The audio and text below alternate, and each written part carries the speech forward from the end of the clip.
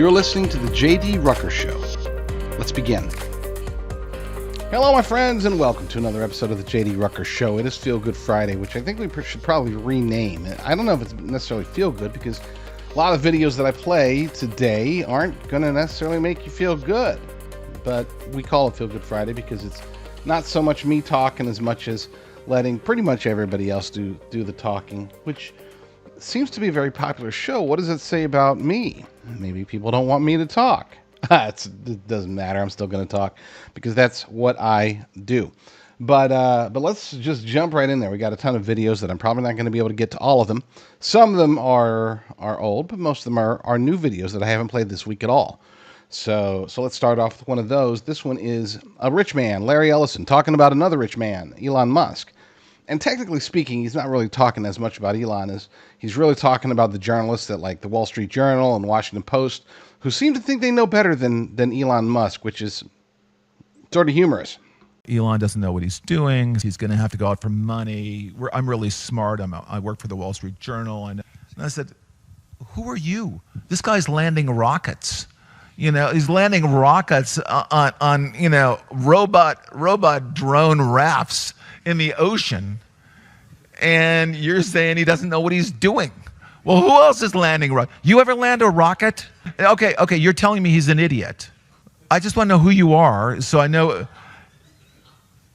Why should I believe you as opposed to my friend Elon, and we're out here watching this rocket land, and which I think is really cool. And you're there in front of your Apple Macintosh and typing up an article saying Elon's an idiot. I had to get that. Well, if you missed it, Liz Cheney endorsed Kamala Harris along with her demonic father, Dick. They of course did that was a little while back, but now all of a sudden the Democrats are rolling out Liz. They've activated her. She's now going to be campaigning with Kamala Harris and talking about how Trump is bad and evil and Democrats are good, because Liz Cheney is a founding member of the modern variation of the uniparty swamp. So of course she's going to take that stance. It's funny though. It is funny. So Joe Concha over at Fox News helped us to laugh at it. So here's Joe. Kamala Harris is rolling out the heavy hitters almost a month before Election Day. Former President Obama is set to hit the campaign trail in battleground states starting next week. And Harris decided to hit the trail yesterday with former Congresswoman Liz Cheney, a Republican, but Donald Trump was not impressed. I tell you, I have never voted for a Democrat, but this year I am proudly casting my vote for Vice President Kamala Harris. Well, Liz Cheney lost for Congress. She was terrible. I really think it hurts. I think, frankly, I think they hurt each other. I think they're so bad, both of them. Joe Concha's not bad. No, I he's checked. good. I confirmed. He is a Fox News contributor, Yes. and Joe joins us now. We know, Joe, the media absolutely eats up, loves the Cheneys, both Liz and Dick supporting the Democrat here. And you know the media is going to treat Obama stumping for Kamala as the second coming. The question is, will any of it matter? Will any of it impact the vote?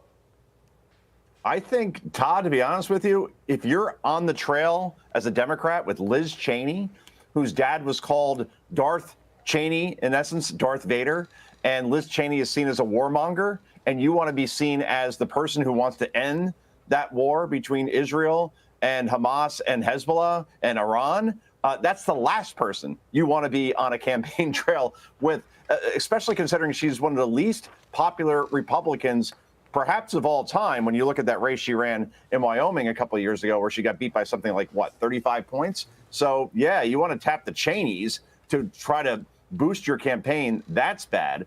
As for Obama, Barack Obama, let's remember when Donald Trump was elected in the first place. That was in 2016. And that was a referendum on the Obama presidency. So Kamala Harris, she could call on all these Democrats of the past as much as she wants to help her campaign. But ultimately, this campaign is a referendum on her and her performance in the Biden-Harris administration. And right now, guys, if you look at the polling and you look at the trends, the momentum is clearly behind Donald Trump.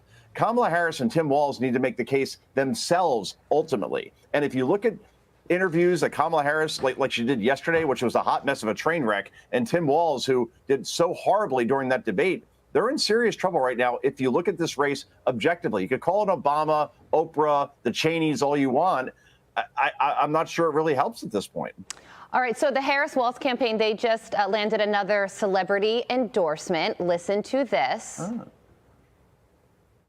Donald Trump is the most dangerous candidate for president in my lifetime. Kamala Harris and Tim Walz are committed to a vision of this country that respects and includes everyone. And they want to grow our economy in a way that benefits all, not just a few like me on top. That's the vision of America I've been consistently writing about for 55 years. Okay, so Bruce Springsteen, that video came out yesterday, but there's also this one. Watch this here. I honestly, genuinely, fully, 100% sincerely believe that this is going to change people's lives. Kerry Washington, Chrissy Teigen, John Legend. What do you think about all of this? Does this move the needle? Wow, Bruce Springsteen endorsed a Democrat running for president. Who's next? Joy Behar? I don't know. I could go through like a list of like all these celebrities.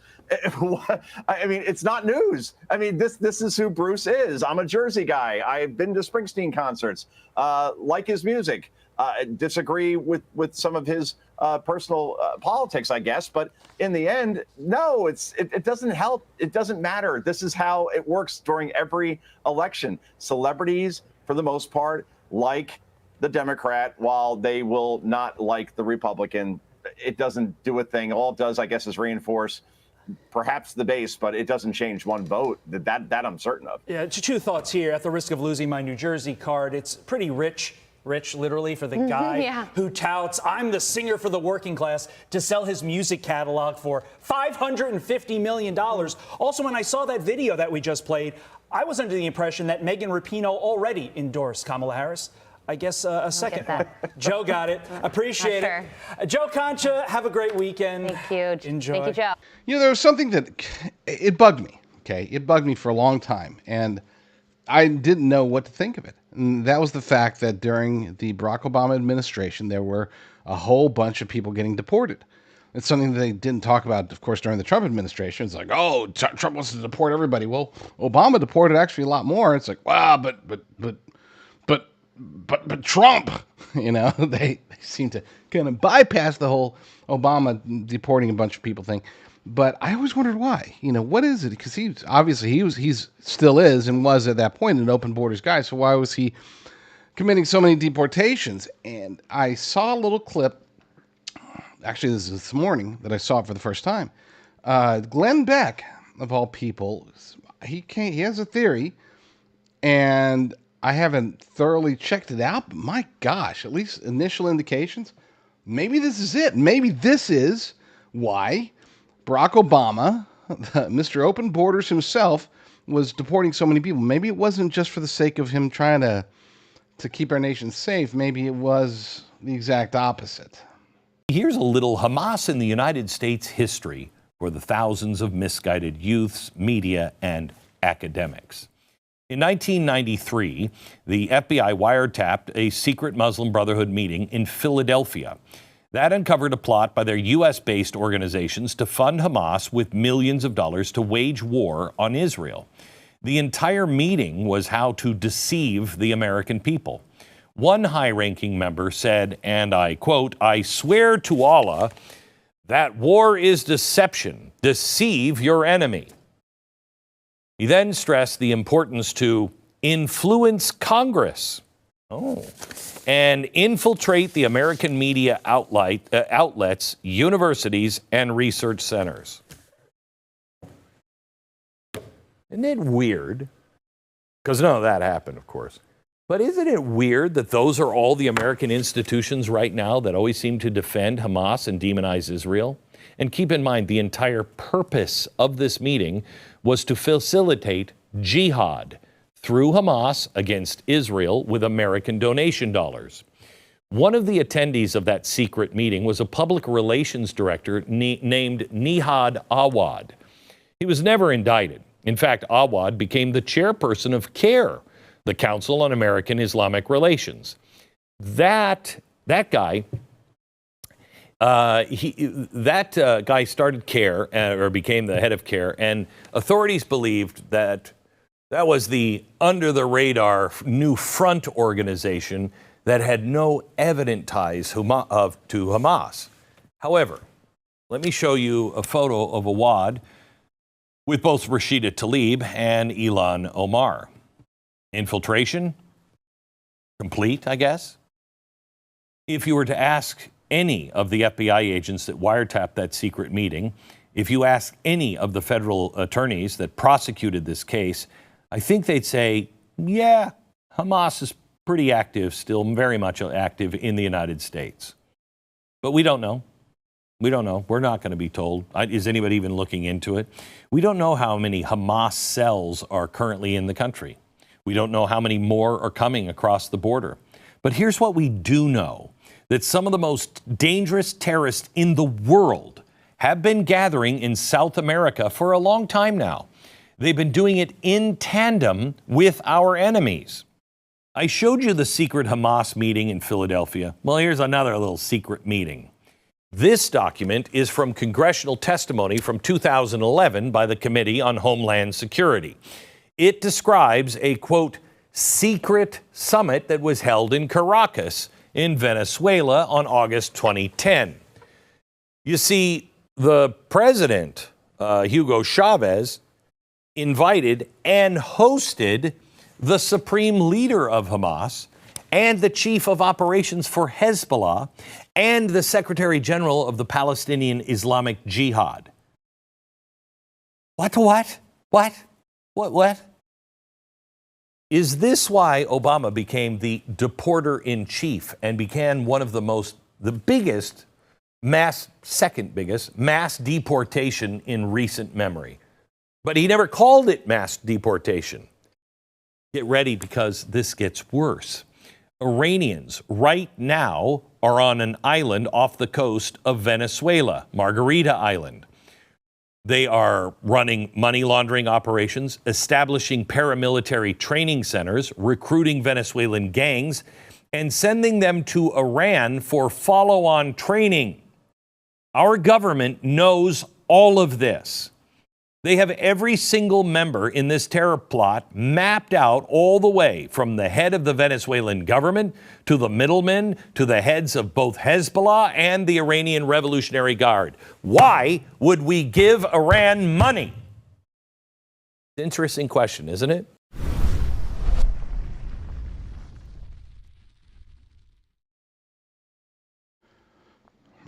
For at least the last, 2 years? Let's see, it might have been as early as 2021, but at the very least in 2022, we started talking about and noticing and talking about all of the crazy things that were happening with this food supply. I'd be like, hey, did you notice there's been like a sharp increase in food production plants that are just sort of burning up, getting sabotaged, blowing up in some cases? And what about all the chickens that are getting culled? And what about all the cows that are mysteriously dying? It's like somebody's attacking your food. I mean, that seemed to be the case, and it has continued to be the case for a long time. This is one of the reasons that the food prices have gone up so much higher, so much faster than other things. Yes, we're experiencing mega inflation, but food is getting it hit hard. Yeah, this is one of the reasons that we even launched my company in the first place, and we were very happy to have done that. But everything happened, like everything, you can only fight off the inevitable for so long, and so we are in the very, very near future, not sure what day or anything like that, but very soon, we are going to have to raise our prices. And so as a result of this, and I actually have a meeting, I'm not going to say when, but I have a meeting to discuss all of this and how much we're going to raise prices and all that stuff.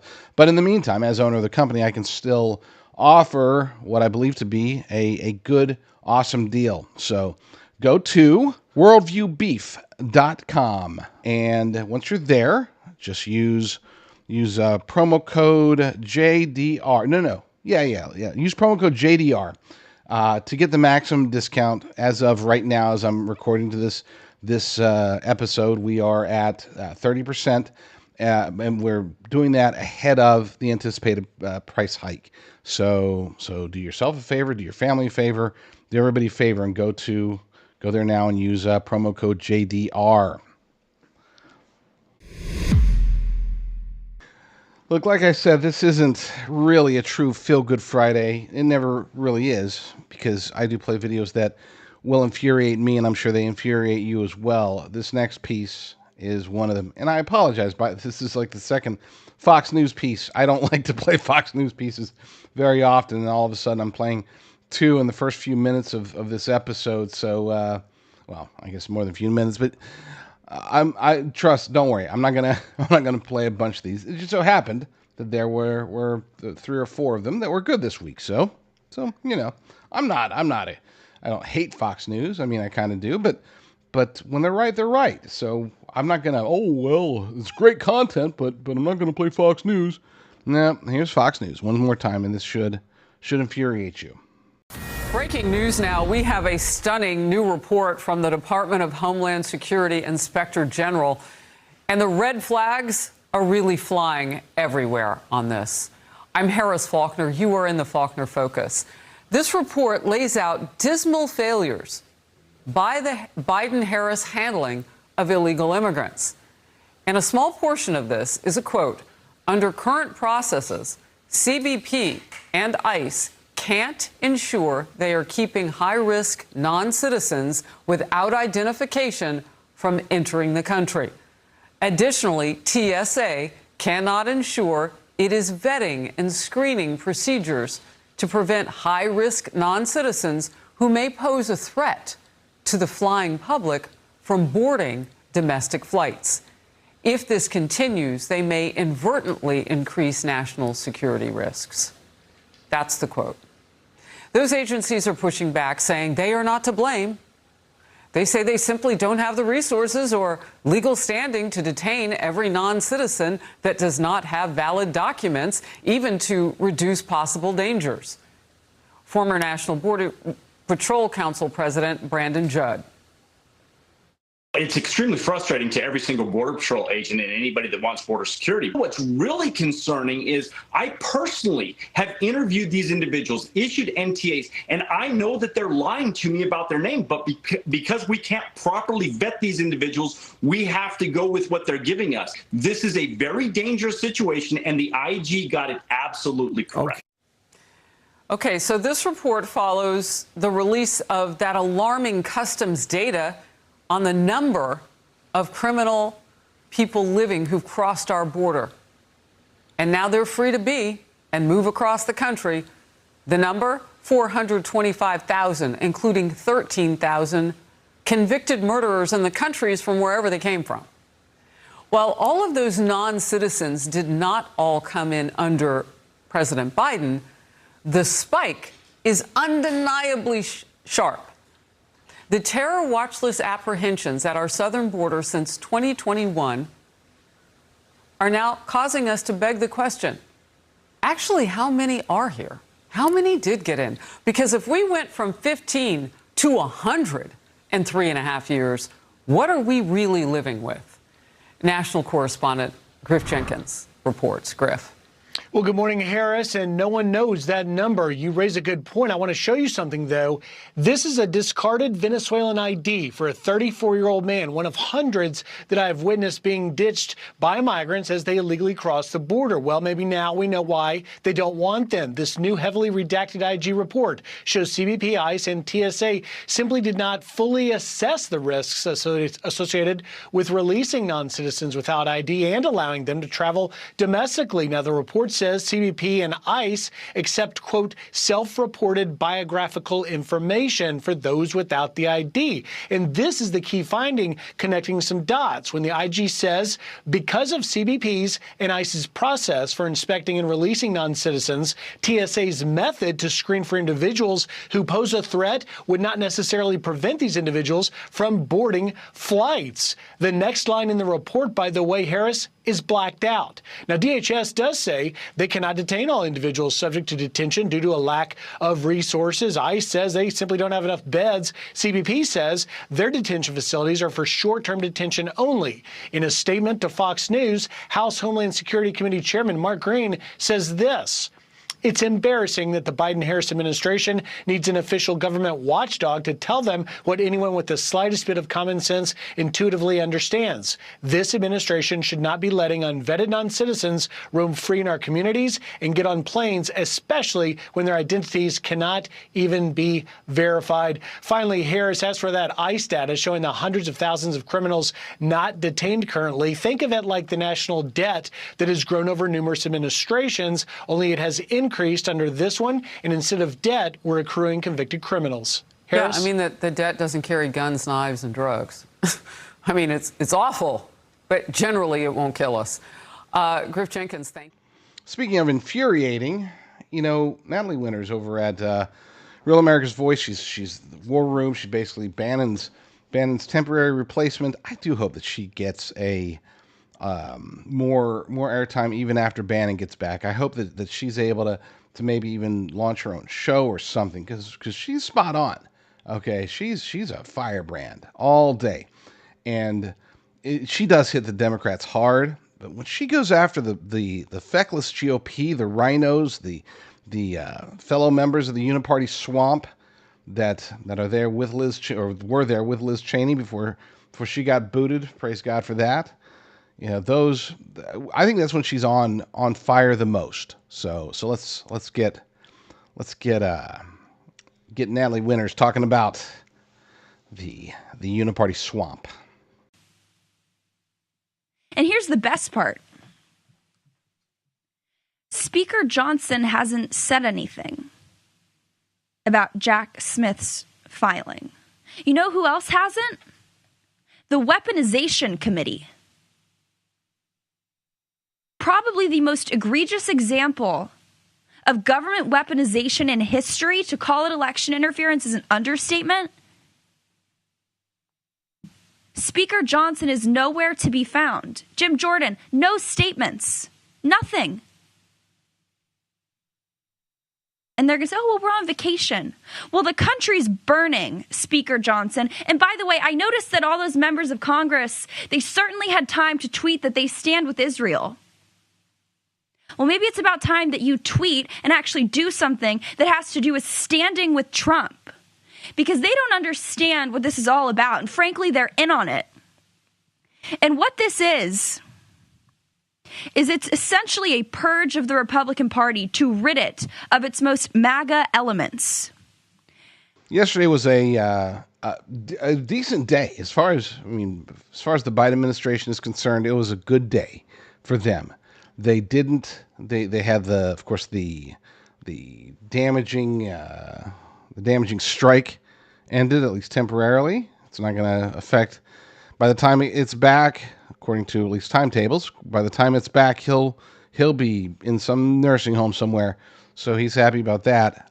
But he doesn't seem to be too concerned either about what's happening in North Carolina and other states following Hurricane Helene. As a matter of fact, as of yesterday evening, he wasn't even sure what anybody was talking about. And then when he finally did remember, oh yeah, there was a big storm, he's like, yeah, everybody's super happy. They're very pleased. What do the states in the storm zone need, Mr. President? Okay. What do the states in the storm zone, what do they need after what you saw today? Oh, in the storm zone? Yes, sir. I'm wondering what storm you're talking about. They're getting everything they need. And they're very happy across the board. Congressman Corey Mills is one of my favorites. His politics are fine, but it's his actions. Okay, this is a dude he's a man of action, always has been, and so it's good that he took off the suit, threw on a hat and a t-shirt, and went down, and he's really trying to help out all the victims, all the people that still need tremendous amounts of help that the government isn't giving them. And even though he's a member of the government, he's acting basically as a private citizen to try to get these people help. And of course, the Biden regime is getting in the way. Hey everyone, Congressman Corey Mills, Florida 7th District, wanted to give you the day 3 wrap up. Today we were able to get to a lot of the outer areas. As a Florida man, one of the places that we went to recently, it was called Pensacola, North Carolina. Very remote area. Talked to their fire chief there, Mr. Harrison. He unfortunately reported that they had 4 fatalities, 2 more that is unaccounted for that washed down the river. And he believes that they're going to be recovering bodies for the next couple months due to the amount of landslide that was in the area. We were able to get to Burnsville, do a couple health and welfare checks, get into Asheville, do more of our actual supply distribution. Proud to say that at this point, over the last 3 days, that we have transported almost 13,000 pounds of food. So we brought in about 5 tons of food, and we've actually transferred probably another 1,000, 1,500 out of the Asheville distribution center into other areas that was more impacted. So unfortunately, one of the things that occurred today that slowed down our progress is that President Biden decided to go ahead and do a fly-in today, but then he also put a TFR, 30-mile TFR around the actual impacted area, which means that no helicopters and no planes have any access or any capability to fly. So for 4 hours, they were grounded, search and rescue was grounded, distribution of food and supplies was grounded. And so this, in my opinion, was irresponsible. If FEMA's going to not show up and the federal government's going to delay up to a week to be here, at least don't stop the operations by the civilians and organizations like Mercury One, like Universal Air, like Sentinel Foundation, and others who are Samaritan's Purse, who are trying to do the right things in lieu of federal government assistance. So I'll be back in here tomorrow. We've got a couple of more places that we need to seek out.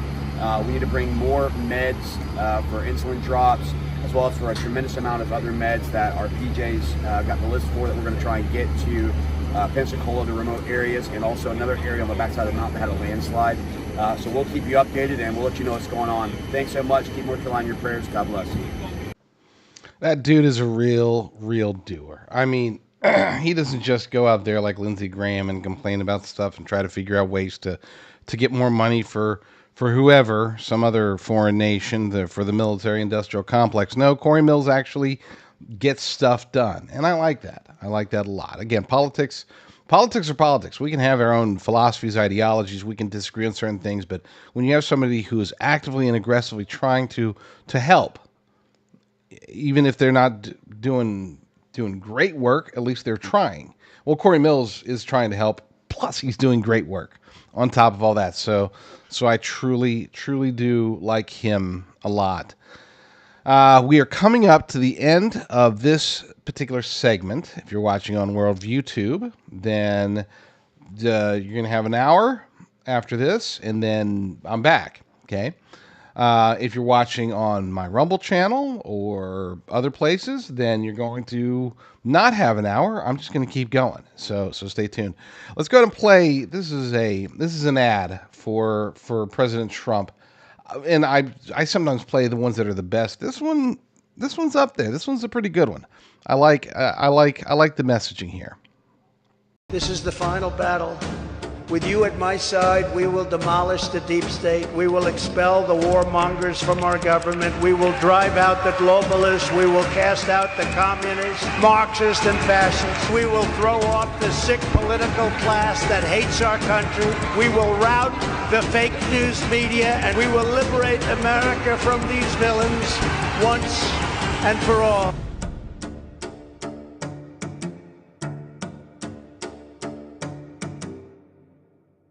All right, that is it for this particular segment. Again, if you're watching on Worldview Tube, you got Roger Stone for the next hour, and then I'm back for another hour after that. So praise God.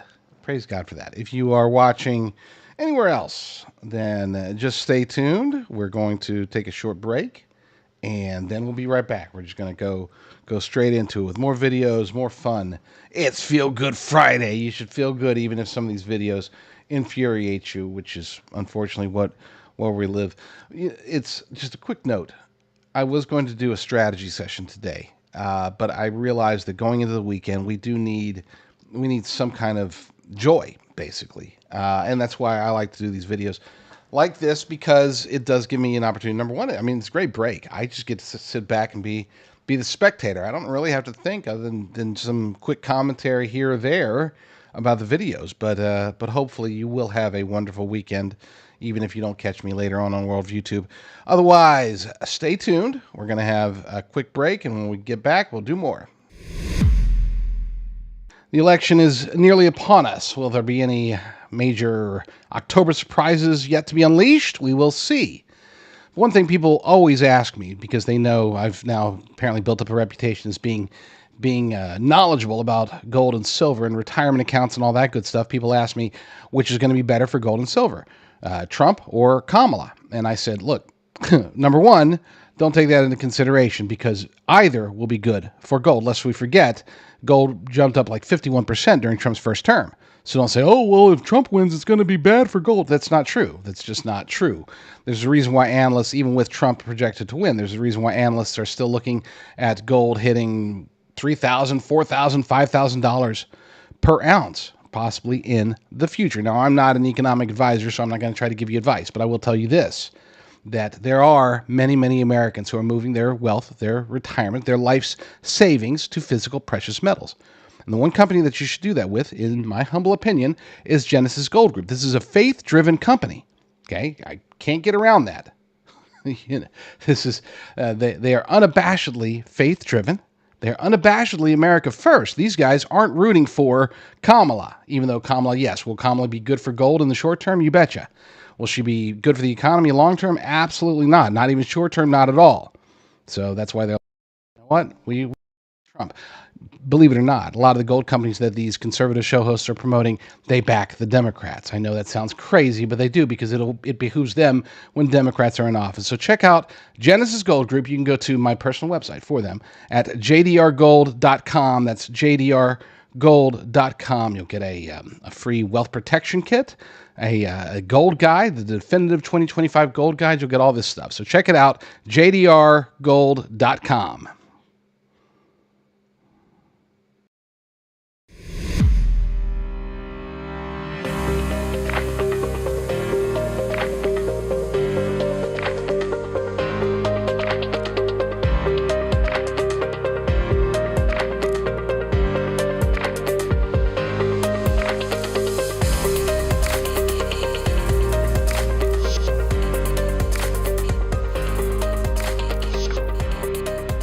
You're listening to the J.D. Rucker Show.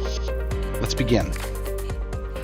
I finally remember back in the days when Chris Cuomo was still at CNN when I said, you know what, this guy seems to be at least a little bit malleable. Okay, I ripped on him hard, especially during the COVID days when he's sitting there preaching and pretending like he had COVID and he was in the basement, but allegedly he was getting out of the basement and you know, like getting into fights at airports or bars or something. He was totally unhinged, right? But I did say, I remember thinking back then and saying, thankfully on the show, I have record of this, that, you know what, there's something about him. He's not like his brother. His brother's just a freak, okay? I mean, Andrew Cuomo is just a strange dude, perfect Democrat, total radical weirdo. I thought, you know, Chris, there's something common sense-ish about him. I didn't know what it was. I couldn't put my finger on it. Well, ever since he got fired and then moved over to News Nation, which is a decent news outlet, to be clear. And they're definitely not conservative. If you're looking for conservative media, they're not it. But they do seem much more centrist than, definitely more than CNN or MSNBC, but even more so than some of the other smaller outlets, right? I'm not touting News Nation, but I do watch them from time to time, just like I do occasionally read Daily Mail. Daily Mail is loosely, you know, centrist, sort of almost right-leaning, I guess, at times, but whatever.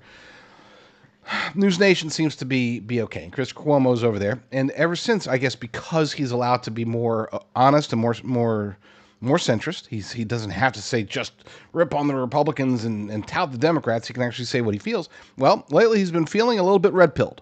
Okay, he's been coming out, and again, he's not out there saying, I am going to vote for Donald Trump, but he's not far off from that. I don't think he ever would, but you know, maybe to be accurate, I think that he probably does quietly vote for Donald Trump and just doesn't tell anybody. You know, doesn't want to ruin his progressive reputation. But I think there's a lot of people like that, by the way, who will never admit that they all vote for Donald Trump, but they're definitely going to vote for Donald Trump. Anyway, I've been playing a lot more of his clips lately because it is interesting when you see somebody on the left who is being fair and honest and calling out Democrats, calling out fellow corporate media shills, calling out the left in general. And here's another example. The point that he's trying to make here, and it's a very accurate point, is that, look, Doug Emhoff allegedly struck a woman back in, 2012-ish, 2011, somewhere around then. Allegedly struck a woman, multiple eyewitnesses as well, not necessarily technically eyewitnesses, multiple corroborations the Daily Mail had published, and other people have tried to confirm. But yeah, I mean, number one, that shocks me not at all. Doug Emhoff does look like and feels like and has the persona of somebody who would definitely strike women. I mean, this is the guy that impregnated his nanny. He seems beta. They keep saying that he's Mr. Masculine. I'm not seeing it, but then again, it's the guys that are so insecure about their own masculinity that end up striking women, and this is that guy. Doug Emhoff seems like that guy, and Chris Cuomo calls it out. It's like, what if Donald Trump did? And to be fair, what if J.D. Vance or Donald Trump Jr. or anybody in Trump's sphere, what if they were credibly accused of striking a woman? It would be front page news across the board, of course, because Doug Emhoff is married to Kamala Harris, and corporate media fawns over her nonstop. They want her to win. They are so desperate about anything that could be possibly construed as negative, they are not covering it at all. Okay, remember what was it? The believe all women. That's what Kamala used to say. Well, I mean, just don't believe the women that go against the narrative, and that always seems to be the case. So here is Chris Cuomo dropping some realities. When they were talking, at one point, Vance wanted to correct something about how Haitians got into this country. And he was right, and the moderators wouldn't let him correct it. It's very interesting. Margaret, but thank you, Senator. We have so much to get to. Margaret, I think it's important because we're going to turn out of the economy. Thank Margaret, you. The rules were that you guys weren't going to fact check, and since you're fact checking me, I think it's important to say what's actually going on. Thank you, Senator. Facilitation of illegal immigration, Margaret, by Thank you, Senator, for describing the legal process. We have so much to get to, Senator. Those laws have been on the books since 1990. Thank you, gentlemen. The CBP app has not been on the books since 1990. It's something that Kamala Harris created, Margaret. Gentlemen, the audience can't hear you because your mics are cut. Well, there you have it. And look, Vance was right. Okay? There's nuance to it. But the bigger problem is why he was moved on. We've got so much to get to. This says who? You know what I mean? Like, what is the schedule here? So you have a list of topics? That's not what it's about. It's about how the American people can access these two men and the two theories and the narratives, and you've got to let them have their speak, because now you created a story where you're the problem. Which, for those who missed it, there was I would say, a relatively big story, one that I don't necessarily, it's not that I don't care about it. I think that it's a distraction. I've said so. I think that the whole Diddy case is a major distraction, that it was dropped at the exact right time to pull attention away from certain other things that were happening with Kamala Harris, with Joe Biden, with whatever. But with that said, I'm not saying it's not a real story. And I think that it was interesting. Earlier this week, we did have was it Busby, the Busby law firm or whatever, came out, and they are apparently engaged in massive amounts of litigation against Diddy. Apparently they have like 120 victims of Diddy and I guess his cohorts, and they are blowing the whistle and trying to get paid. So here's that. The biggest secret in the entertainment industry that really wasn't a secret at all has finally been revealed to the world. The wall of silence has now been broken, and victims are coming forward. Our team has had at this point more than 3,285 individuals contact us with people claiming to have been victimized by Sean Combs. After vetting, we now represent 120 individuals who intend to bring civil claims in civil court against Sean Diddy Combs, as well as claims against many other individuals and entities that we will name as defendants as we file these individual cases.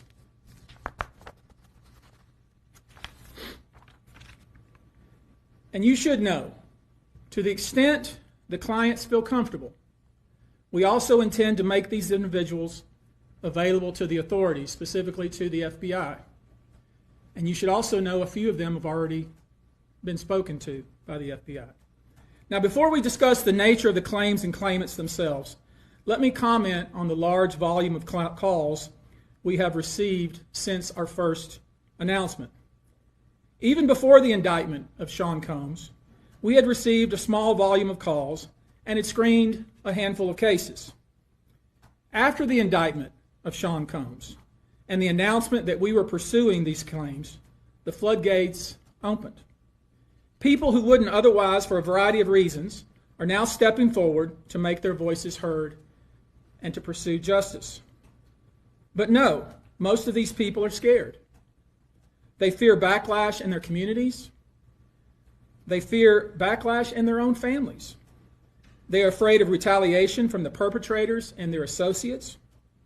They are rightly afraid for their own personal safety. I expect that through this process, many powerful people will be exposed. Many dirty secrets will be revealed. We know what we are potentially up against. And as is always the case in situations like this, when a celebrity is involved, people can be downright mean and nasty. You would be shocked at the length fans will go, no matter the evidence to the contrary, to defend celebrities they love. I mean, there's a reason for this word fans. They're fanatics. I've personally already been threatened multiple times on social media. And when I agreed to pursue this, I expected as much. This isn't my first rodeo. But victims who step forward to have their voices heard should not be subjected to that kind of conduct. They should not be targeted. I want to say this, and I want to be clear about it. Although we are vetting each call as stringently as we can, I always start with a mindset that I believe victims. I believe victims because I understand the tremendous courage it takes to step forward. So if you're watching this, please hear me. If you're out there and you have been victimized, you are not alone. I have great respect for Tucker Carlson as a journalist and as a dude. I also have great respect of Jack Posobiec as a journalist and a dude. Both are relatively fearless. Both try to speak the truth. I think they do speak from the heart when they do their reporting. Well, the two of them got together and tackled a topic that, to me, I mean, this is the topic. If I could have a show that was dedicated to just a single topic, it would be this. It would be the spiritual warfare that is being hidden behind the scenes of everything that's happening, whether it's politics, culture, international affairs, even gossip, okay? Even just talking about Hollywood, what's happening in education, what's happening in sports. There is a spiritual war between good and evil that is happening behind the scenes of every aspect of our lives. Not just our direct lives, like what's happening in front of us, but also what's happening around us, including, for sure, politics, obviously. But the cultural side is very much, it is pronounced there as well. And having Posobiec and Carlson getting together and briefly answering that question was very refreshing. Let's play that. We're on the tour, but there's been an interesting through line, undercurrent theme that I've noticed on your tour as you've been going through these events. Are we in a spiritual war?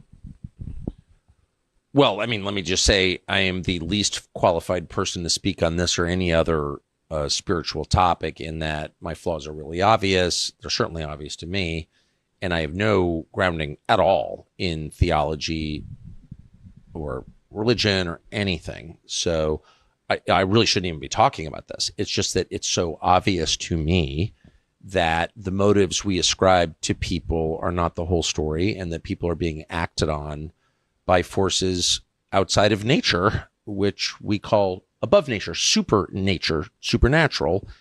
And I don't think any honest person can deny that. I don't think you need to be a Christian, which I am, by the way. But to see that, I think you just need to apply logic and empiricism and just like look around, like, what is that? Why are they doing that? Why are they worshiping violence? Even when it doesn't help them, killing for its own sake. What is that? And that's not a natural human impulse. Animals don't worship violence. They use violence as a means to achieve what they want, like eating, but they don't do it for its own sake. And our leaders do it for its own sake. They hurt people for the thrill of hurting people. Again, that's not a natural instinct. It's a supernatural instinct, and it's evil, and we see it all around us. So yes, of course, this is a spiritual war. Obviously, it's not a crackpot thing to say. It's the opposite. It's the obvious conclusion. And what's wild to me is that we're so dulled, we're so trained to ignore the obvious and to suppress our own instincts that it's like, it sounds crazy to the modern Western ear, but yeah, it's clear. Do you have any aches and pains? Chronic inflammation might be the culprit. Meet Sweetamine, the natural way to fight inflammation. Sweetamine is packed with the amino acid glycine, the same nutrient found in bone broth that helps to regulate inflammation. Many of the diseases we face today are rooted in glycine deficiency. Just one daily serving of Sweetamine provides 8 grams of glycine, enough to stop excess inflammation right where it starts. Most people feel pain reduction after just a few days. Perfect for post-workout recovery, Sweetamine is all natural, contains no sugars or carbs, and has only 24 calories. It's ideal for diabetics too. Use it like sugar in your favorite drinks, smoothies, or sprinkled on cereal. Try our 12-day challenge trial pack for only $19.95 with free shipping, completely risk-free. And for a limited time, enter promo code RUCKER at checkout for a $5 discount. Order Sweetamine now at sweetamine.com or call 855-GET-SWEET. That's 855-438-7933. Live pain-free with Sweetamine and take the challenge today. I would say it's definitely best practice in today's world to have a med kit available with you wherever you go, whether it's in your car or at home. Have a med kit available is good. Except they can get expensive. I know that some of the ones that I've been looking at are very pricey, in the hundreds, sometimes close to $1,000 for a med kit. It's like, hey, I might as well get my doctor's degree. But hey, some of you might want that. For people like me, I want something a little bit more affordable. So I've gotten myself and my family the Sidekick. I've gotten actually multiple because I put them in my car. I keep them at home. They are good. And you can get yours by going to jdrucker.com/sidekick. That's jdrucker.com/sidekick. I haven't done nearly as much coverage of Kari Lake this election cycle as I did the last time when she was running for governor. It's not because it's not important. I mean, I think that I would argue that running for Senate is more important, at least to me, maybe not to the people of Arizona. They would rather have her as governor. But for people outside of Arizona, having her run for the U.S. Senate in an extremely important seat, a seat that is crucial. If the Republicans are to take back control of the Senate, they're going to need John Tester to lose. They're going to need Kari Lake to win.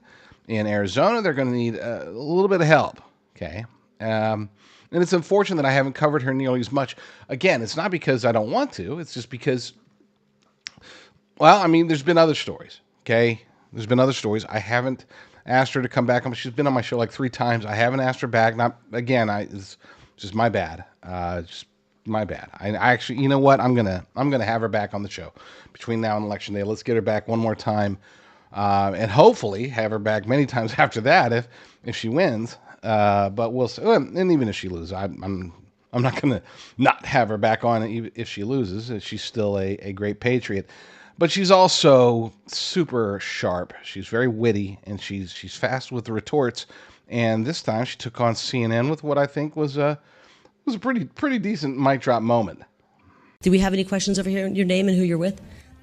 Where's you with CNN? You said Veronica, CNN? Yes. Do you think a 20-minute visit by Kamala Harris was enough at the border? 20 minutes? I mean, that's almost longer than CNN Plus was around. Just a little bit. Do you think 20 minutes was appropriate for Kamala Harris to spend at the border. I'm going to withhold my opinion on that. Well, okay. You know it's not enough to cover the border, because if any of you went to the border, and you have been there, I know, that's not enough to even get information. This video was actually very popular this week. Came from Benny Johnson. We played it earlier. It got a lot of views over at thelibertydaily.com as well. And it's an argument that you don't hear very often.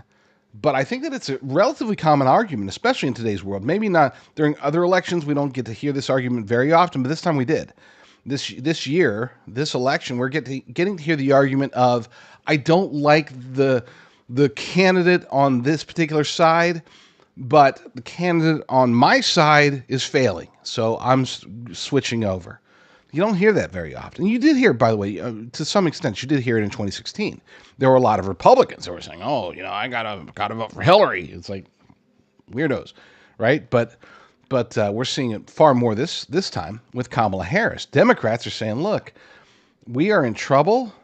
We were really hoping that we could get a candidate that we liked, somebody not Joe Biden, but then they end up installing Kamala Harris as the nominee, and we don't like her either." So as much as we dislike Trump's personality, we do know, well, let me let her, this young lady, make that argument. I am actually not a Trump fan. I think that he is narcissistic, he's egotistical, he's cruel. I don't like the way that he treats people. However, when I heard that Biden was no longer going to run, I was so hopeful that we would have a stand-up person to represent our country. And it's not Kamala. One of our family members was talking to us about how he chose his surgeon, and he chose a very narcissistic surgeon who is very good at what he does. He said that he ended up making this choice not because he was kind, but because he was too egotistical to let himself fail on a life-threatening surgery. And I feel that way about Trump. I feel like even though he is narcissistic, I feel like he is too egotistical not to protect our country, and protection is what we need right now. And in the world that we're living in, I feel like Trump is the right person. I brought up Arizona earlier. Let's bring it up again. There is a story this is a blockbuster bombshell in a real, normal world. Unfortunately, we don't live in a normal world, so corporate media is, of course, ignoring it completely. We thought there was like 90-something thousand ballots for non-citizens that were going to be allowed to be counted thanks to the Arizona Supreme Court. Well, that number has now jumped up to 218,000, and hopefully there are some lawsuits currently in the works. They're currently playing out. We'll see if they're able to make an impact in time. I doubt it, which means that Arizona, getting out the vote in Arizona is now doubly important. Getting out the vote anywhere is important, but in these swing states, Arizona, Pennsylvania, Georgia, Wisconsin, Michigan, Nevada, looks like Ohio and Virginia are both becoming swingish states. Minnesota is oddly becoming a swing state, even though Tim Walz is the governor there. We'll see. Wherever you are, it doesn't matter, even if I didn't list it. Getting the vote out is going to be extraordinarily important. And people might ask, but if we just get the vote out in the swing states, we don't have to worry about states like, for example, whatever, pick a leftist state. Oregon, okay? We don't have to worry about Oregon getting the vote out because it's not like we could win. Number one, we can win. I think that it's very possible that Donald Trump, in reality, I'm not talking about the polls, I'm talking about the reality on the ground, that if you were to just have a true and honest, straightforward, only American citizens eligible to vote, those are the only ones that are voting, if you were to do that, it's possible that Donald Trump could literally win all 50 states. I'm not kidding. Now, of course, we don't live in a world where we can have a fair and free election, so there's going to be cheating. It's mostly going to come from the left, and they're going to. So, point being is that number one, I think that it is possible for Trump to win more states than any Republican since Reagan. Okay, and number two, I think we're going to need it because we know that they're going to focus their cheating in Pennsylvania, Nevada, all those various places, right? What if, let's assume that they don't focus their cheating on places where they expect to win based upon history. If it's possible, if we could win those states and shock everybody, maybe they're able to cheat Pennsylvania, But if we pick up in Oregon and Washington, Massachusetts, a few of those states, Vermont, New Hampshire, whatever, if we're able to pick up a couple, 2, 3, 5, just at least temporarily because of Kamala Harris, because of the state of the economy, because of the state of illegal aliens, it's possible. Is it likely? No, but I don't care. Okay, I'm not looking for likely. I'm looking for solutions. And right now we're fighting for the future of our nation, the future of our lives. So I don't care which state you're in. Get out the vote. Fight hard. Don't just vote, it's not a swing state.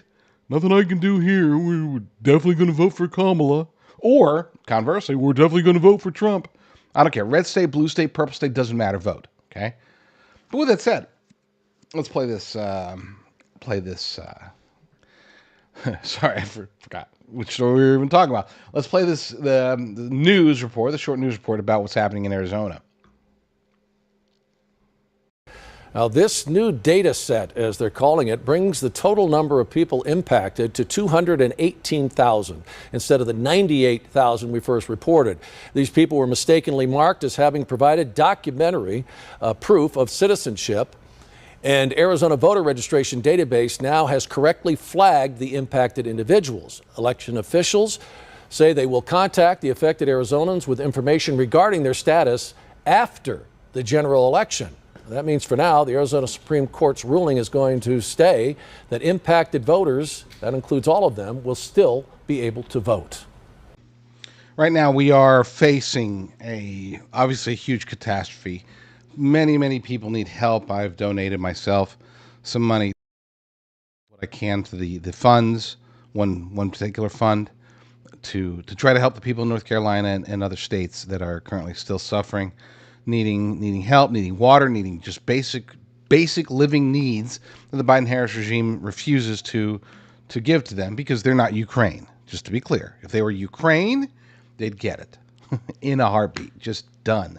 But no, they're not Ukraine, so they're Americans, so they don't get anything. If they were illegal aliens, they'd get something. Anyway, but there was another, I guess you could say it was a revelation. It was a minor revelation, and a lot of us already knew about it. I did. But I think that it did wake some people up to the reality that electric vehicles aren't really good in floods. As a matter of fact, they can be downright dangerous in flood situations. And there was a news report, got a little bit of play, but we're going to give it a little bit more right now. Even though Helene is long gone from Florida, it is still wreaking havoc. Officials say salt water is causing electric vehicles to catch fire. Pinellas County near Tampa shared this video today. It did not say when and where it was taken, but it urged residents who evacuated to contact them so the fire department can check on their cars. Fox's Haley Hines reports. Water and the ion batteries do not mix, and they literally explode. And they did across the city of Tampa. You heard horns honking all in the distance because the cars were shorting out. Andrew Eleanor heard an explosion while hunkering down on Davis Island. The lithium battery, it got inundated and then blew up. And this was the aftermath, a charred electric vehicle surrounded by debris after the water rushed in. And because of the flooding that we've had some lithium ion situations. It wasn't the only fire. This one was along Blanca Street. Except in this case, Tampa's mayor says a fire likely started by an electric car spread to the home. It was gutted by morning, nothing left. Saw that home from the helicopter, and there's one wall left. So it's very, very tragic. Fortunately, no one was hurt. A similar story in Seminole Heights. Tampa firefighters worked for hours to put this one out. Neighbors say water got in the garage with an electric car inside and a fire broke out. While it's unclear if the car was to blame, this serves as a warning for other owners. If you have any equipment, any scooters, any bikes, electronic bikes, electrical vehicles that have been submerged in salt water, please do not try to power that on. Haley Hines, Fox News. I know I said earlier that I don't like to play very much Fox News, but there's information. Look, if there's the only reason, and I never actually go to Fox News like on television. I don't watch television, period. But I do catch the clips that I do see sometimes on social media or wherever. And I did watch this one. This is Laura Ingraham, who's she's fine. You know, she's not necessarily one of the bad guys. over there at Fox News. I think that her heart is in the right place. And I think that she does. I disagree with her on certain topics, but for the most part, she does seem to get most of them right. So that's a good sign, especially for an organization that is so leftist and so uniparty swamp supporting as Fox News. But she did, her opening monologue last night was spot on, because not so much what she said, it wasn't her analysis, but the information that she was putting out there. That's the reason that we have to, unfortunately, still watch organizations like Fox News, because they have access to information that we just don't. They have access to people that we just don't. They have a wide range of tentacles they can probe around the United States and across the globe that I simply do not. I wish if I had $1 billion and could put together a news organization that had boots on the ground and all this other stuff, great, I would do that, but I don't. So I have to rely on the Fox Newses of the world. Well, the information that she was able to put out last night was stellar, was important, and we all need to see it, because again, there are people that are basically being stranded by their own federal government. And that does involve, of course, Joe Biden, but also does involve Kamala Harris and decisions that she helped to make throughout this entire disastrous regime. Hopefully, Lord willing, it is the only time that she will ever be anywhere near true power in the White House. But we'll find out in a month, right? We'll see. Good evening, everyone. I'm Laura Ingraham. This is the Ingraham Angle from Washington tonight. A lot to get to, jam-packed show. Breaking just moments ago, the port strike temporarily suspended until after the election. How convenient. More on that in moments. But first, the stranding of America. That's the focus of tonight's angle. All right, do Joe and Kamala care more about the millions of illegals coming across our border than the people struggling in the storm-ravaged Southeast? Over the past 4 years, Democrats, led by Joe Biden and Kamala, racked up over $7.9 trillion in spending, sending our national debt to over $35.6 trillion. But somehow, after all that spending, it turns out we don't have the money we need to rescue and help our fellow Americans. We haven't seen FEMA, we haven't seen Red Cross, we haven't seen Hearts with Hands, we've seen no agencies come through here. Most people drive through with their cameras out, filming us like we're animals in a zoo, and don't stop. When this is allowed to happen, how do we even qualify as a superpower anymore? How can the people running things be this heartless and this incompetent? Ensuring that we have money and supplies set aside for emergencies is a basic duty of government officials. So we expect that when we allow our fellow citizens, we help them when they're under siege by a natural disaster like this, that our top officials will be fully engaged. But as hurricane victims were waiting for relief, Kamala was rallying supporters in Vegas. 6 days after the lights went out and the floodwaters rose in Georgia, she did finally do a drop-by. Federal relief and assistance that we have been providing has included FEMA providing $750 for folks who need immediate needs being met, such as food, baby formula, and the like. Imagine losing your house, your transportation, basic necessities, and women looking for diapers. Earlier today, I was watching. Most stores, by the way, in the area are wiped out. And all you're getting right now is a $750 check she referenced from the federal government. The government you've been sending taxes to for your entire life. And where are they going to buy that baby food, Kamala? Of course, the man who allowed the migrant invasion into the U.S. is trying to pass the buck by saying, well, we're out of bucks. We are meeting the immediate needs with the money that we have. We are expecting another hurricane hitting. We do not have the funds. FEMA does not have the funds to make it through the season. That's funny. They seem to have no hesitation about setting aside massive amounts of money for their foreign priorities.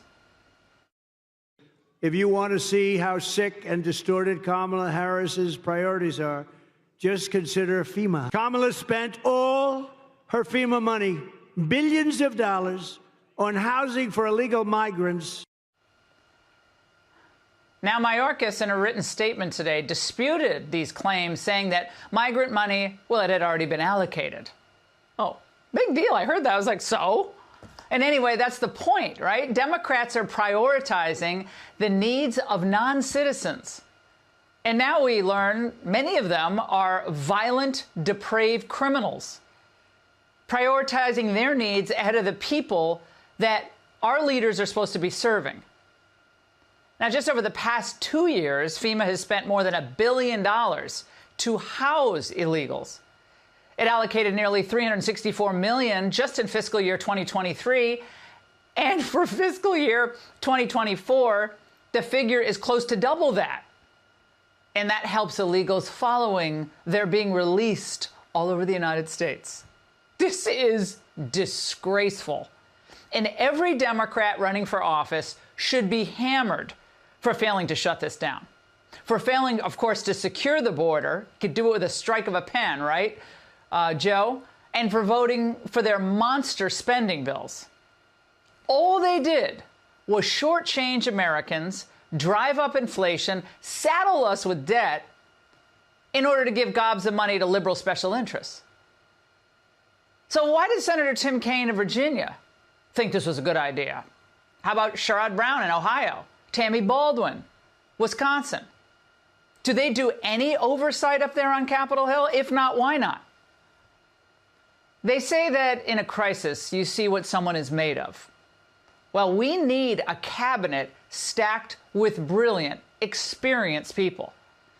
But Kamala, of course, is going to pick the same type of woke firsts that Biden picked. The first this, the first that, forget the first resume. The king of people who think getting a briefing is the same as leading. I was at the FEMA Command Center a couple of days ago, received a briefing alongside Secretary Mayorkas. The level of coordination and dedication going on out there is incredible. It's inspiring. Yes, ladies and gentlemen, that man was a Rhodes Scholar. Now, incompetence is the common denominator here. How else do you explain the fact that FEMA is still approving new COVID expenditures? I mean, we're still tracking the COVID fraud, and they're still sending out money for COVID relief. Again, everyone is asleep at the switch. Zero oversight. And by the way, if we had a curious, impartial media, they would press Kamala Harris and Mayorkas on all of these questions. Look, we know what the press did to Bush and Katrina. But of course, look, the press right now is too busy trying to help Harris. Look what happened at that vice presidential debate with the moderators. But circling the wagons for her is really, really stupid. Because given what's gone down, millions of voters may just start wondering whether this is just incompetent leadership with this Hurricane Helene, or is it purposefully withholding aid from counties that supported Trump? In the absence of leadership, conspiracy theories will just fly. Now, this administration has been an epic failure. We're seeing it play out. And those responsible for leaving Americans stranded in North Carolina, well, they're also responsible for stranding the rest of the country with a flood of illegal aliens and, of course, just horrific inflation. Kamala Harris, Pete Buttigieg, Mayorkas, Yellen, Raimondo, all of them should never be allowed near positions of power again. Because after another 4 years of this, there'll be nothing left of the America we love. So we can't wait. We have to rescue ourselves on November 5th. And that's the angle. You know, Glenn Beck is one of the good guys. I know a lot of you, I get complaints sometimes. Oh, you know, Glenn Beck's this or Glenn Beck's that. Look, we were talking about Laura Ingram's heart being in the right place. Glenn Beck's heart is definitely in the right place. When it comes to wanting to get the truth out there, he is willing to stick his neck out farther than the vast majority of journalists, especially those his size. Okay, there are obviously smaller journalists. I'm one of them. I'll stick my neck out further, but then again, I have a much smaller neck than Glenn Beck, at least as far as popularity and reach and all that stuff. He has a lot more to lose than I do. So when he does stick his neck out, it is important. But he also takes what he's given. He's been blessed with a pretty vast empire, and he has used that for philanthropic purposes, including Mercury One. I want to play this. It's anecdotal, but it's great. It's a good story of sometimes just because the federal government tries to get in the way, sometimes it's best to just not let them. Truck arrived to set up the showers. There were some paper pushers there, and they saw that some just volunteer special forces, guys who were just used to be in special forces. They set up a little medical tent. We had been flying in medicine like not ivermectin, insulin and things. People need to have their insulin. We set that up, and these guys were running this medical tent, and the guys from FEMA come in, and this woman comes over, and she says, "What are you doing here?" And guy says, "We're providing medical care and clinic. We have insulin and things that people need. May I see your license?" Oh my gosh. We don't have a license. And she said, "Well, then you're not going to be doing this." And he said, "You're right. We're not going to be doing this because you're leaving and I'm getting back to work." And Thank you. She looked at him like, "What the heck are you saying to me?" And he said, "We've been here for 7 days. You just arrived. So we're going to continue to provide life-saving medication, and you can go away." And she did. Wow. She did. I mean, good. We had to airlift this 85-year-old woman. Her story is just so tragic. She's out in the middle of the hills. I mean, it is spectacularly beautiful there and very tragic. And we're picking her up, and as we're putting her into the helicopter, she's saying, "That damn Biden, she is, where the hell is the federal government?"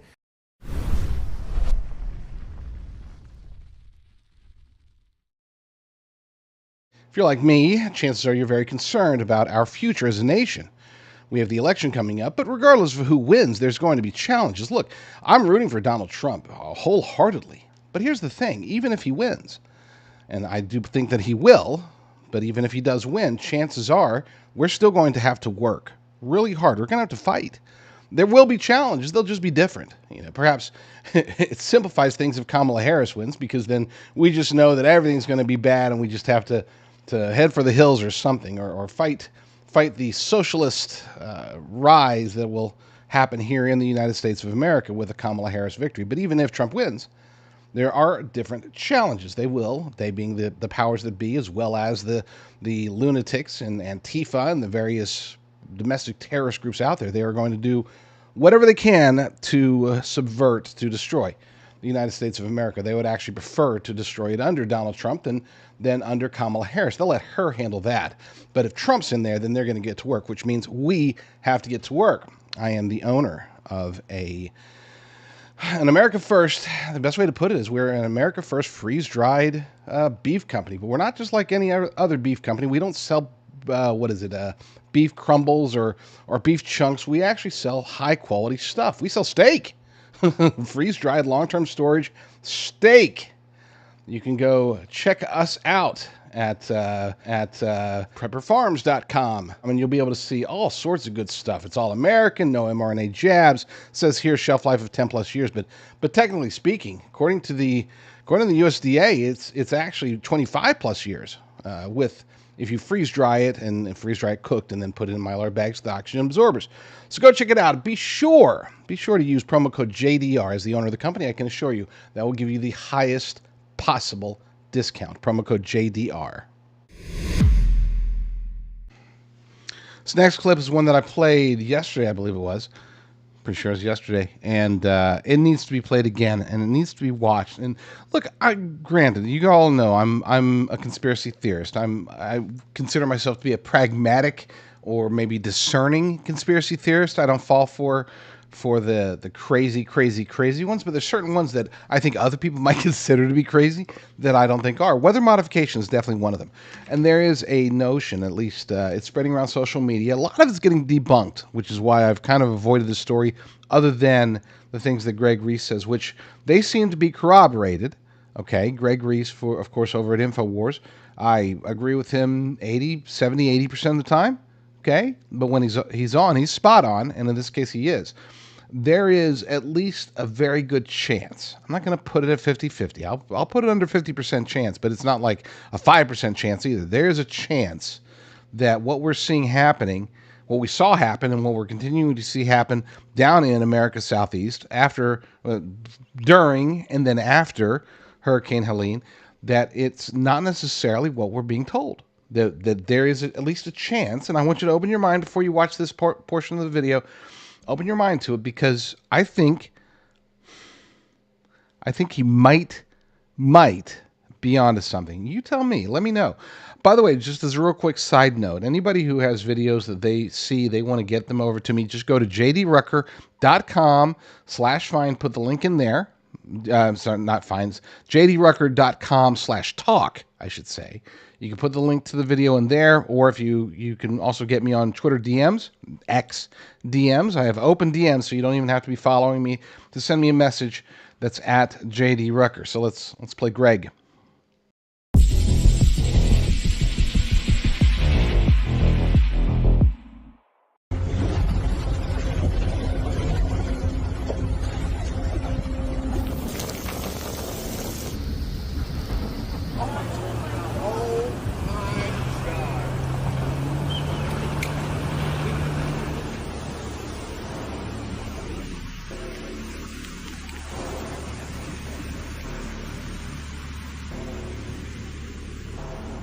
We have had the technology to create, control, and steer hurricanes for decades. Project Cirrus is the first official attempt to modify a hurricane. It was run by General Electric with the support of the U.S. military. The official theory was that by changing the temperature outside the eye wall of a hurricane, which they did by seeding the clouds with various compounds such as silver iodide, a decrease in strong winds will result. On October 13, 1947, Project Cirrus targeted a hurricane heading out to sea. Approximately 180 pounds of dry ice was dropped into the clouds. The crew then reported a pronounced modification of the cloud deck, and the hurricane abruptly changed direction and made landfall near Savannah, Georgia. The public blamed the government. Irving Langmuir, who pioneered General Electric's atmospheric research department and admitted that the project was about learning how to weaponize the weather, also claimed the reversal of the hurricane had been caused by Project Cirrus, but the government denied it for 12 years. After a short delay, the project officially continued, and in 1965, Project Storm Fury had targeted Hurricane Betsy for seeding. On that day, the storm immediately changed direction and made landfall in southern Florida. Congress blamed it on Project Storm Fury, but the government claimed that the hurricane shifted before they ever had a chance to seed it. And after 2 months of congressional hearings, the project was allowed to continue. In 1997, U.S. Defense Secretary William Cohen admitted we have the technology to control the weather, including earthquakes and volcanoes. The U.S. government has placed gag orders on employees of the National Weather Service.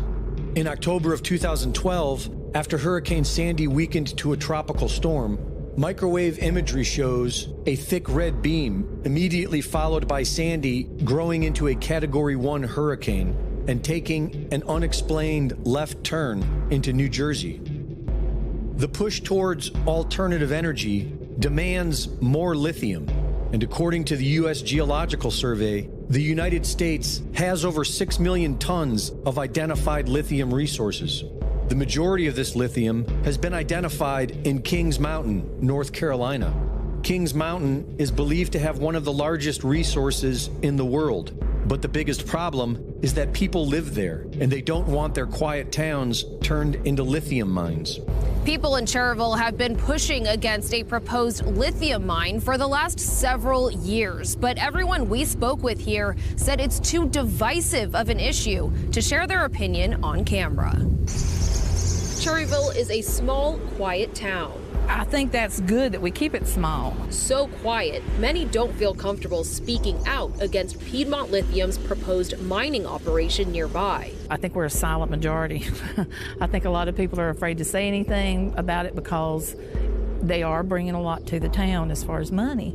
Last year, the Department of Defense entered a $90 million agreement with Albemarle Corporation to increase domestic production of lithium for the nation's battery supply chain, specifically from Kings Mountain, North Carolina, starting by 2025. This is the same area experiencing what is being described as biblical floods.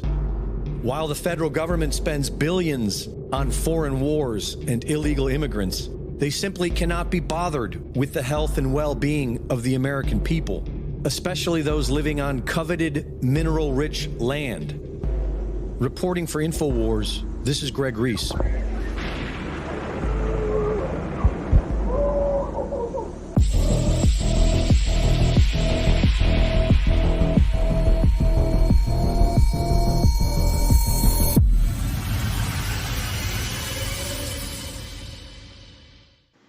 All right, put on your shocked face because the report I'm about to play for you actually came from CNN. You're not going to believe it, but this is CNN. Republican State Senator Mark Curran, like the rest of the country, is eyeing the presidential election, but with the Minnesota governor in his sights. I think Governor Walz, if you want to talk about accountability, has taken no accountability. Curran says while national voters may just be learning about Coach Walz and his affection for football and home improvement, here in Minnesota, the news has been more critical, especially around the way Walz's administration handled financial scandals. At least 16 reports critical of specific state agencies for allowing alleged fraud, waste, or mismanagement during Walz's 6 years as governor have been published by Minnesota's independent auditor. He is the executive body in charge, right? And can you blame him individually for each individual thing? No, but he took absolutely no action to change the outcome. There was nobody that was terminated because of the failures of those agencies. Lisa Damath is a Republican minority leader in the Minnesota state legislature. We have an issue of fraud here in the state of Minnesota, that we have $500 million in known fraud under Governor Walz's time in office. And you're talking about Feeding Our Future. That's one of them, yeah. Feeding Our Future, a program overseen by Minnesota's Department of Education, was the single largest COVID-19 fraud scheme in the nation, according to the Department of Justice. Nearly $250 million in federal tax dollars was supposed to go to feeding children in need. Instead, dozens of people involved in the scheme stole the money, buying houses, luxury cars, and a suburban bar and restaurant, according to a federal indictment. At the time, Governor Walz defended his administration. We caught this fraud. We caught it very early. We alerted the right people. This past June, the state legislative auditor's investigation found that the Minnesota Department of Education's actions and inactions created opportunities for fraud, failed to act on warning signs, and did not effectively exercise its authority to hold Feeding Our Future accountable. Is that fraud the governor's fault? When he is not holding any commissioners responsible, then yes, Governor Walz is responsible for the fraud that has been ongoing in the state of Minnesota. By not making any changes within his administration, then yes, it falls squarely on his shoulders. One of my favorite independent journalists is Savannah Hernandez. She is fearless, and she went up to Maine, of all places, and discovered something pretty crazy. They're letting illegal aliens live in these nice apartments for up to 2 years, paid, no bills, nothing. How much is rent here? Free. 2 years. After 2 years, we have to pay the rent. All right, y'all, this is Savannah Hernandez in Brunswick, Maine, reporting to you from the apartments where migrants are getting their rent paid for up to 2 years. Now, I wanted to give you guys a first inside look at these units. The migrants shared with us that they come furnished, so they have a flat screen TV in there, couches, tables and chairs, a bed. We also asked them as well, hey, are you paying utilities here? They shared with us that nope, they do not have a water bill, they do not have an electricity bill. And what about the light and the water? Everything is good. We don't pay anything. Now, I wanted to focus in on this area of Maine because there is a housing crisis going on currently for residents, and these buildings were initially created for Maine residents, but then it was decided that homeless migrants would be living here.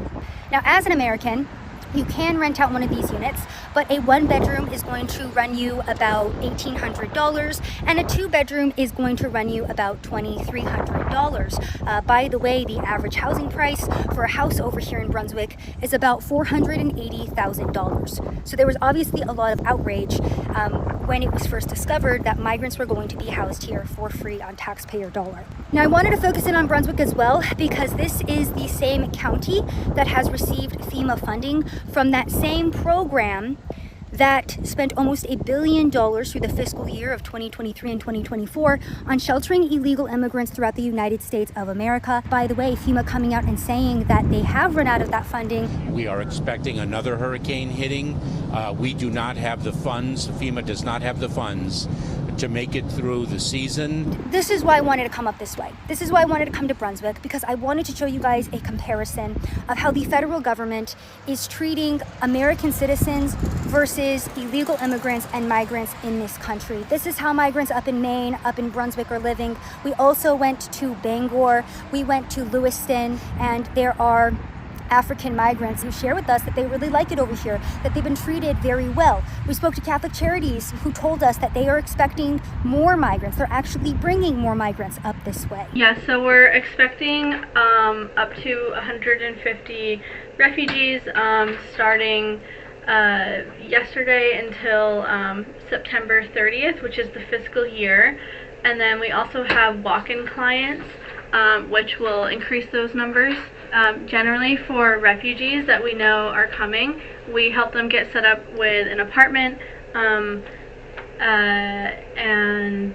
but we're always looking for like other landlords to work with as well for apartments. So I wanted to give you guys an idea of what was going on in Maine, the uppermost corners of the United States of America, where you wouldn't expect there to be migrants. This is a direct result of the open border, the illegal immigration crisis that has been allowed to prosper over the past 3-4 years, and it's stretching to even areas of America that you wouldn't expect. All right, if you're watching on Worldview Tube or Frank Speech, then I will bid you adieu, and I will see you again next week. If you're watching on other channels, just stay tuned. We're going to take a very short break, and then we will be back with a few more videos. I want to try to get a couple more squeezed in here, so stay tuned. For the last, 4 years, coincidentally lining up with the Biden-Harris regime, for the last 4 years, it has made sense to a whole bunch of Americans to move their wealth or their retirement over to physical precious metals. This is a good thing. Okay, and I'm not a financial advisor. I'm not giving you financial advice. I'm just telling you that it's happening. A lot of Americans are doing it, and they know why they're doing it. Between de-dollarization, inflation, the potential for recession, everything that's going on, the turmoil that's going to come with the presidential election, regardless of who wins, by the way. There's going to be economic turmoil before, during, and after the election. We know this. This is coming.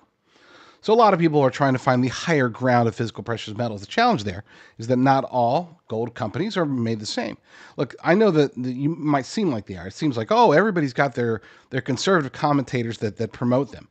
The difference between me and these other conservative commentators and show hosts and whatever is that I actually did my research. And unfortunately, I've come to the conclusion that the other ones could not have, because if they did, many of them, not 100%, but a lot of them, if they did their research, if they knew exactly what they were promoting, there was no way they would touch these companies with a 10-foot pole. A lot of these companies are promoting their gold and silver, but they're doing so at huge markups. I mean, we're talking in sometimes over 100% markup on the gold and silver they're putting into gold IRAs. I work with a faith-driven company, Genesis Gold Group, and they do not charge enormous premiums on top of the gold in order to get you your $10,000 in free silver or whatever gimmick is being pushed.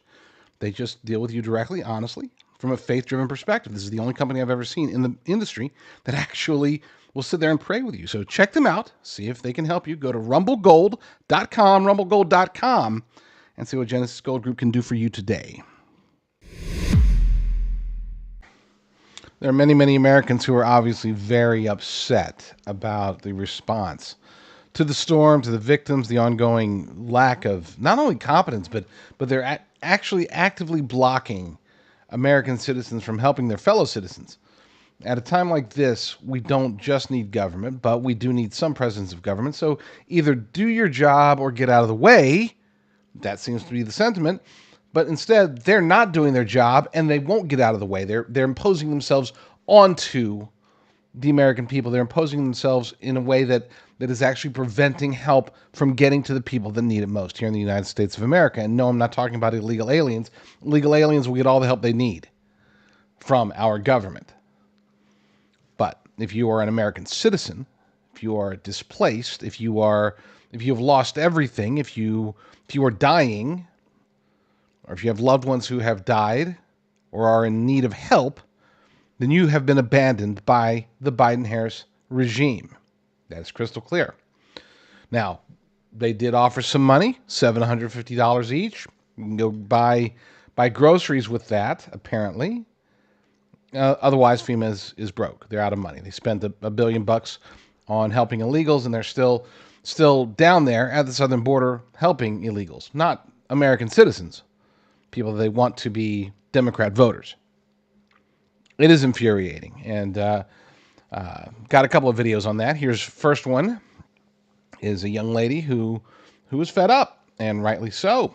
I would rather vote for a man who is convicted on 34 felony counts, but who is willing to put America first, than to cast a vote for Kamala Harris and Tim Walz. These people are showing us exactly who matters to them. They are showing us every single day who they care about. They have $750 in aid that they are willing to give out to American citizens who have literally lost everything. People's towns, everything have been completely wiped out. They get $750. But when it comes to Ukraine, when it comes to funding other countries, when it comes to rolling out the red carpet and letting millions and millions and millions of illegals come in, you have money for that. You have money to put illegals up in hotel rooms. You have money to send our tax dollars to other countries who's doing God knows what with it. But when we have American citizens here, when they are suffering and who have literally lost everything, our government is MIA. See, this is why I like to vote for facts over feelings instead of looking at how nice a person pretends to be. Anybody can put out a good image. Anybody can make themselves look good. But when it comes down to it, look at what they're doing with the money. Look at who is getting the money. And every registered voter should pay attention to this. Pay attention to how this government is spending your tax dollars. When you go to the poll, Another person who's upset by all this is Colonel Douglas Macgregor. He put out a video statement earlier today that is definitely worth hearing. He notes all of the key points, and he's mad as hell. Let's just say that. Americans, I'm Colonel Douglas Macgregor, CEO of Our Country, Our Choice, and I must tell you I am mad as hell. Mr. President, I urge you to direct your focus to the people of North Carolina. They deserve immediate assistance. Rescue helicopters should be dispatched, resources mobilized, and aid provided without delay. Our military, which is always ready to serve abroad, must also be ready to serve here at home. Our good countrymen and women are currently left to fend for themselves, while our government takes great care of illegal immigrants, criminal gang members, foreign governments, and of course, lines the pockets of warmongers. I never thought I would see a day where our citizens are treated with almost complete contempt as we see today. To be frank, I'm furious, as we all should be. We're certainly grateful for our allies around the world, but we must ask ourselves, Where is the priority for our own citizens? We have citizens contemplating suicide today in North Carolina. Citizens without hope. Citizens who despair. Countless hardworking families are without food, water, electricity, or connectivity, facing unimaginable challenges. It is unacceptable that while we allocate vast sums to foreign conflicts, our own people suffer in silence. Washington has no idea how upset the average American citizen is with the endless drain of cash and resources into foreign wars while our own citizens are suffering. Fort Bragg, now renamed Fort Liberty, is only 300 miles from Asheville, North Carolina, where thousands of Americans are coping with the washed out roads and bridges, power outages, and the desperate need for clean water. Yet, as of this moment, no Army helicopters have been sent to rescue Americans, presumably because these aircraft are needed in the Middle East and Eastern Europe. At the same time, Mayorkas's Department of Homeland Security still had the funds to move 5% of Haiti's population all over the United States. The Department of Homeland Security now reports that its funds are too exhausted and unavailable to assist Americans in the path of Hurricane Helene. Too many Americans have been left behind by a negligent federal government for too long. On the one hand, there are unlimited funds for a Ukrainian government that has lost a war, and apparently limitless funds for Israel's new war. On the other hand, the Biden-Harris administration took more than $1 billion tax dollars originally allocated for American disaster relief and used it to provide services for illegal immigrants. Today, families struggling with horrific damage resulting from Hurricane Helene must cope with only $750 in support from Washington. It's time for us to critically assess the narratives we encounter. Are we truly being served by our government, or are we being misled into believing that our greatest threats lie beyond our borders? I urge each of you to engage in thoughtful discourse, to question what you hear, and to seek the truth rooted in our shared values. Imagine a different future where we redirect our efforts towards solving the pressing problems right here at home. A future where our resources are allocated to rebuilding our communities, providing better health care, and addressing the root causes of addiction. Let's ensure that our government is not just reactive, but proactive in helping its citizens in need. It is time to strengthen our commitment, first and foremost, to the American people. No more delays, no more excuses. It's bad enough that 76% of individual income taxes go to pay the interest on our sovereign national debt. If our government has one job, it's to provide for the security and well-being of the American people. Instead, they siphon our taxes and they funnel to anyone and everyone but us. Americans, our country is on autopilot when it desperately needs leadership. Imagine for a moment wealthy parents who give their spoiled children keys to an expensive sports car. The children keep crashing the car and still get a new one after each accident. This may not be the best analogy, but it seems clear that the taxpayers are the parents and Washington is populated with spoiled children. It's time to stop replacing the sports car and instead replace the children in Washington. Thank you for listening. God bless you and these United States.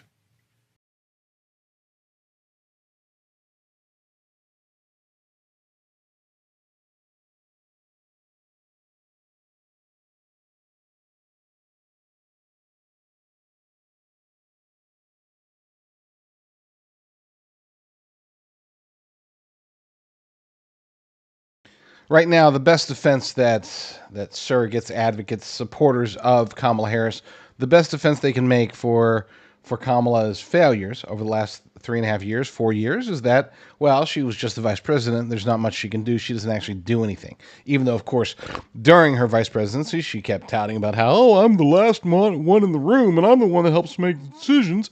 And, of course, knowing now what many of us knew for a long time, but what even corporate media is starting to acknowledge, yes, Joe Biden has dementia. He's not all there.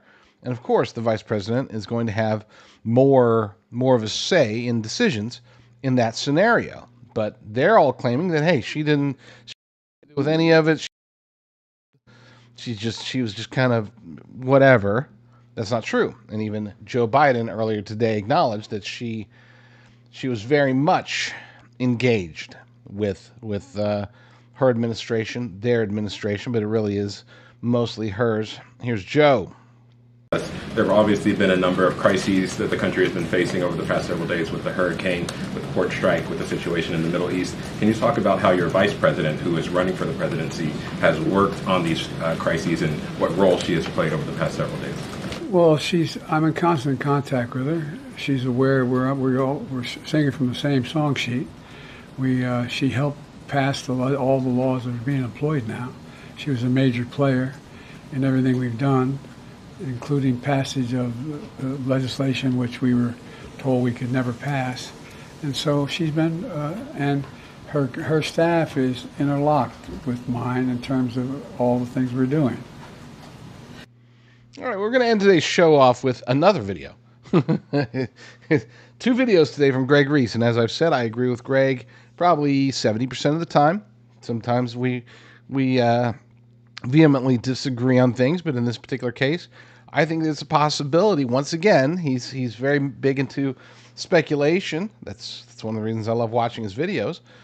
And in this one, who knows? Maybe he's right. Is this whole Diddy situation? I know I downplayed it earlier, but I was watching this video, and maybe he's right. Maybe there is more to it than just a distraction. Could Diddy and his crimes and his fellow criminals, could they be part of the big October surprise?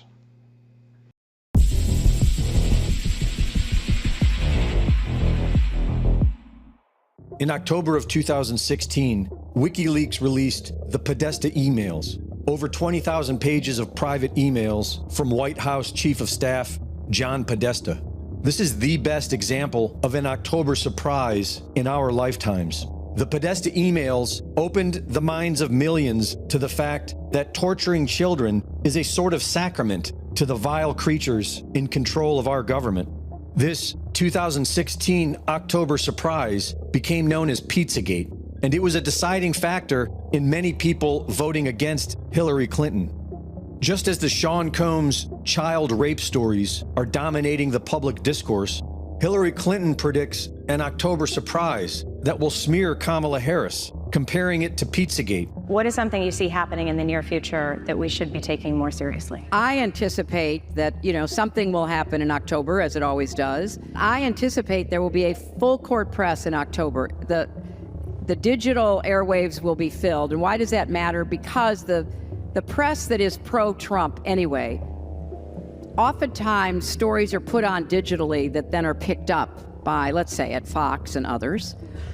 And then those stories are stories, so the mainstream press reports on them, and so that story then takes on a life of its own. There will be concerted efforts to distort and pervert Kamala Harris, who she is, what she stands for, what she's done. The crazy story about me running a child trafficking operation out of a basement of a pizzeria, don't laugh. It was a huge story. It starts online, often on the dark web. It migrates. It's picked up by the pro-Trump media. It's then reported on by everybody else, which makes sure it has about 100% coverage. And people believe it. So I don't know what it's going to be, but it will be something, and we'll have to work very, very hard to make sure that it is exposed as the lie that it is. It sounds like she is referring to the Sean Combs case, where hundreds of victims have already come forward, including dozens who were children at the time, and revealed that drugging and raping people in front of a crowd of famous people was a ritual event of the P. Diddy party. Typically, the victim is lured into a situation where he or she is given a drink. Typically, that drink, reported by these victims, is apparently laced with something.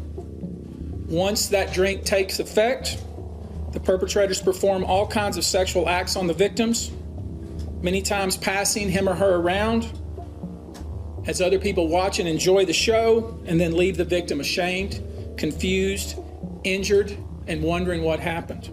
The day will come when we will name names other than Sean Combs, and there's a lot of names. Anyone, of course, who engaged in the assault or exploitation, anyone who participated in such in any way, anyone who encouraged or facilitated this conduct, anyone who was in the room and watched it happen but made no effort to stop it, any venue or venue owner who was aware of what was going on but failed to stop it, any individual or entity who knew about the conduct and benefited from it but did nothing to report it or stop it, and any individual or entity who covered it up or helped cover it up. I would expect there are many people out there right now who are desperately searching their memories as they delete their texts and data. Without knowing the target, Remote Viewers, the Future Forecasting Group, was assigned near future global events in the fourth quarter of 2024. Several of them saw what appeared to be a major event before the election. I had a feeling that someone was planning a coup of some kind. Replacing one person with another, a swap or a change, it creates shock and awe, an unexpected change, like a last-minute sleight of hand before the show ends. Like a new teammate or a new candidate. A strong, powerful male was involved, a planned removal event. I don't think this is Trump. This person looked younger. I wrote, he reminds me of like Gavin Newsom, like that kind of look. Reporting for InfoWars, this is Greg Reese.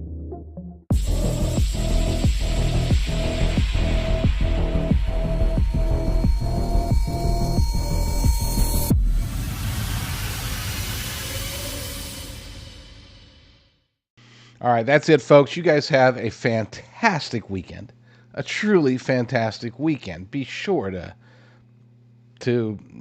do well, to help others. If you can help the people in North Carolina and surrounding states, please do. If you have the means to help people around you.